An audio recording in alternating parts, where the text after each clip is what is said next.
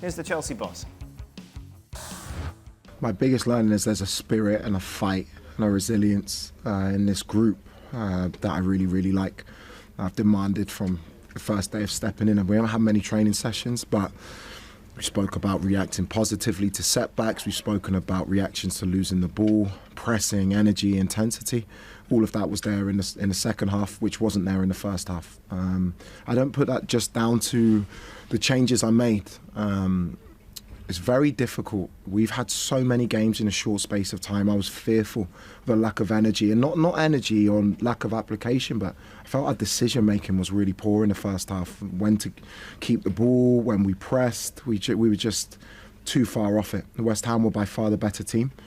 Had a reaction at half time. The reaction of the team in the second half tells me that we've got something really, really special here if I can utilise the squad in the correct way. He's not short of confidence, is he?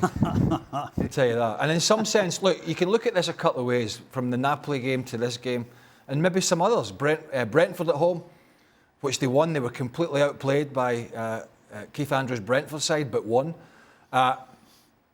You can look at it and say that we're an admirable second half performance, exciting, scored goals, came back, won the game. They did. Those things are not debatable. Yep.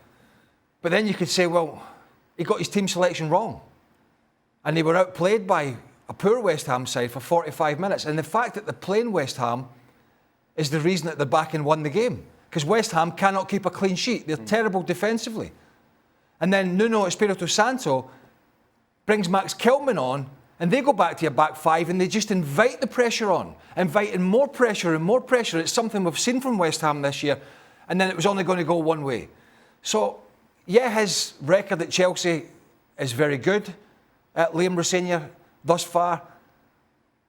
But I think some of the games, I would say, he's got a little fortunate in terms of his team selection, and then they've been bailed out with some good goals, some late victories, and the fact that we're playing teams that have folded like West Ham. So it depends what side of your fence you sit on. I think if you're a Chelsea fan, you're okay because you've won all these games and things are going well. But I think when you look a little deeper down in some of the games he's been manager in, he's got a little bit fortunate in those games with his team selection.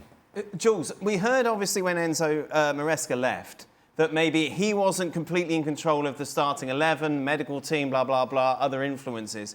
Is that why we saw such a strange team selection for this tie, or was this all Rosenior? Because you watched Chelsea and how good they were midweek, and considering how you want to keep this momentum going, to bench someone like João Pedro is just a complete head-scratcher, isn't it? It is, I agree, although there's a big game on Tuesday coming up with that League Cup semi-final second leg against Arsenal at the Emirates, and you think the lab should be able to, hold the line well and do well tonight against West Ham at Stamford Bridge, so we can keep João Pedro fresher for the game on Tuesday, because it's a massive game. Maybe not as important as this one in terms of finishing in the top 5 in the Premier League, but there's a final 90 minutes, 120 minutes away for Chelsea on Tuesday night against Arsenal. So I can see why maybe he thought, let me give a bit of rest to some of those players. But this first half was embarrassing. This team was embarrassing, really, the one that we see now on the graphic. It was embarrassing. What Garnacho, Gittens, got injured, but Garnacho was embarrassing. I thought the lab was embarrassing.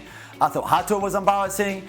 And he had to change at half-time anyway. And maybe, I think there's no reason why the club would have changed what they were doing under Maresca. So yes, I think the performance staff and the medical staff and the performance people are saying to him, listen, he should be rested. He can only play half an hour. And then it's still down to him to make those choices. But I'm glad he did what he did in the second half. I think at half-time, in the first half especially, they were far too predictable too, far too rigid. There was far more fluidity in the second half. Although for Palmer, this is not good, because to put him wide on the right doesn't suit him.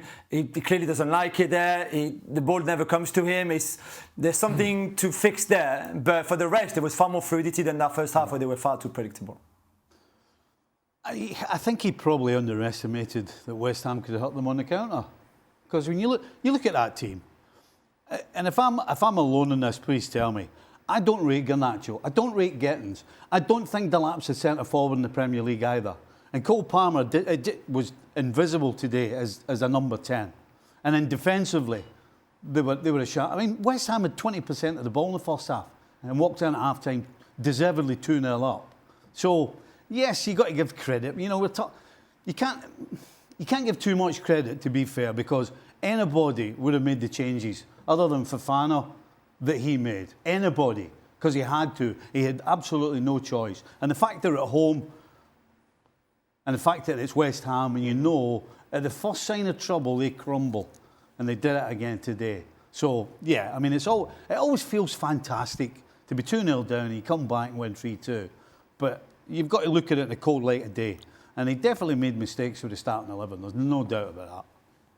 Did you want to add something? Were you looking at anything up of interest? I was looking to see if there was anything interesting, and I can confirm there is not. Good. Okay, good to know. Looking at what that defeat means for West Ham, and of course their aspirations to get out of the relegation zone. They currently sit 18th, of course, 5 adrift of Forest, who are still to play this weekend. Just to remind you of the rest of the matches that are remaining on Sunday for you: Villa against Brentford, United entertain Fulham, Forest against Palace, and the late game seeing Spurs against Manchester City. We'll of course be looking back at those big ties on the next edition of ESPN FC.